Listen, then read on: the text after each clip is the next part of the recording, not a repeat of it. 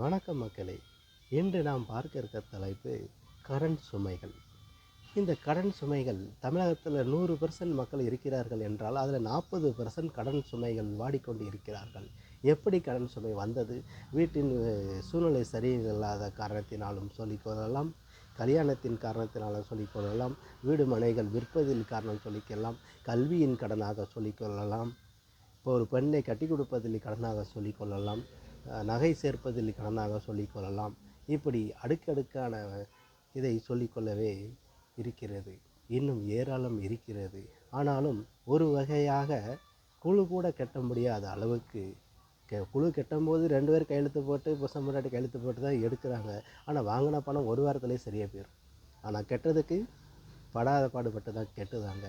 அப்போ அந்த குழு கட்டும்போது கூட ஒரு வாரம் கட்டுட்டாலும் விட மாட்டான் ஒன்று.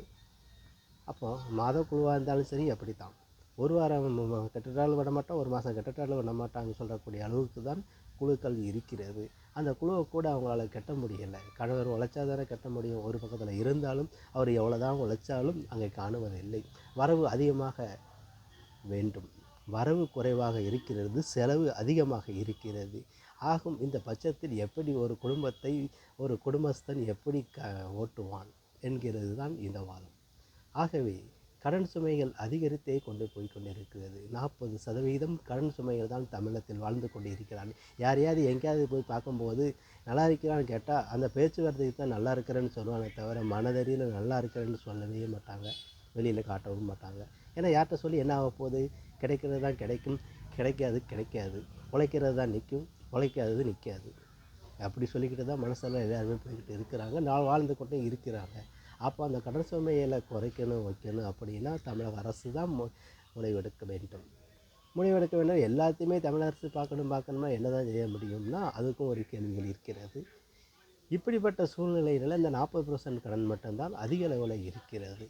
இந்த 40% கடன் வந்துட்டு 20% வந்துட்டு பெண்கள் வந்துட்டு இந்த ஃபஸ்ட்டு வந்து 20% அந்த குழுக்கள் மூலமாக வாங்கிய பணத்தை கட்ட முடியாத அளவுக்கு வெறும் சங்கடத்திலும் தற்கொலைகளிலும் இன்றைக்கி நிறைய பேரை பார்த்துருப்பீங்க. பேங்கில் போய் சண்டை போடுவாங்க.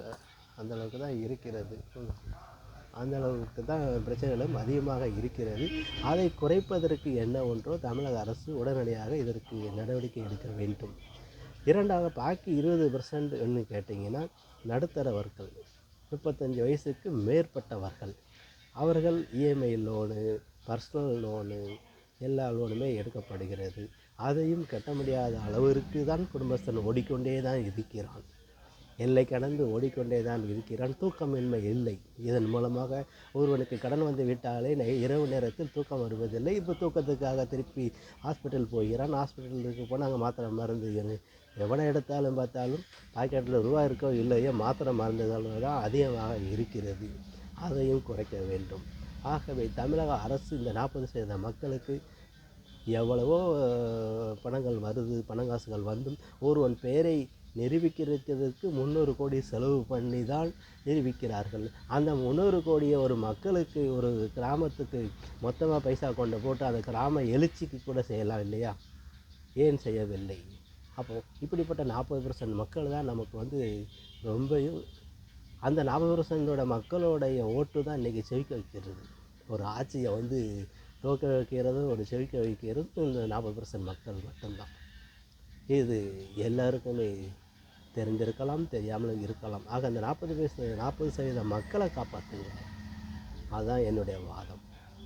அதாக தமிழக அரசுக்கு வேண்டுகோளாக வைக்கிறேன். இந்த 40% மக்களை, அதாவது பணம் முக்கியம் இல்லை, மனிதர்கள் தான் முக்கியம் என்று சொல்லுவார்கள். பணம் இன்றைக்கி இருக்கும் நாளைக்கு இருக்கும் போயிடுன்னு சொல்லிடுவாங்க. ஆனால் இன்றைக்கி மனுஷன்தான் பணத்துக்கு வந்து ஆயுள் காலம் நீடிப்பு, பணம் சாகுவதில்லை. ஆனால் மனிதன் தான் செத்து கொண்டு இருக்கிறான்.